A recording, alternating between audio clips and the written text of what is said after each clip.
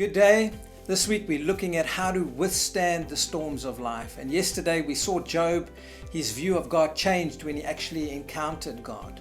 See, my personal revelation of God will either help me in the storms of life or it will defeat me in the storms of life. That's why it's so important that you get the right view and opinion of God. And you might be saying, well, Steve, how do I do that? Well, the Bible is very clear. We need to look at the life of Jesus.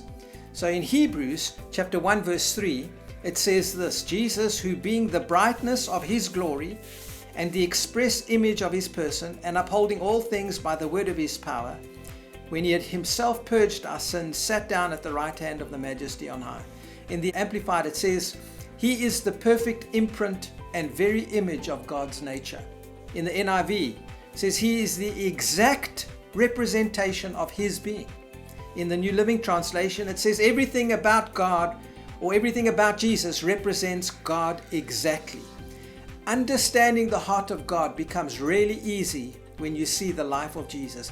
How did he treat people? Jesus said himself in John 14:9, if you've seen me, you've seen the Father. So how did Jesus treat people? How did he react? How did he respond? What did he do in terms of saving, in delivering, in healing, in giving people victory?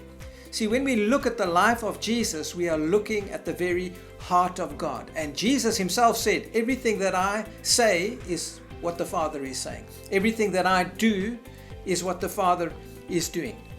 Every interaction that people had with Jesus, who came with a need, he respected them, he honored them, he helped them, he healed them, he rescued them, he delivered them. And so when I'm going through the storms of life, I've got to recognize that I've got to connect with God and his goodness. See, when I believe that God is good, it's only going to affect me if I believe it in my heart.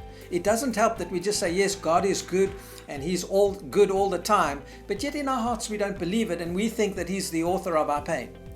Always remember, when you're going through a storm of life, that God is good, that he is for you. Look at the life of Jesus, how he rescued and delivered people, and access and connect your heart to the goodness of God in those things, and you will come through the other side. Always remember, you are highly favored and deeply loved of God.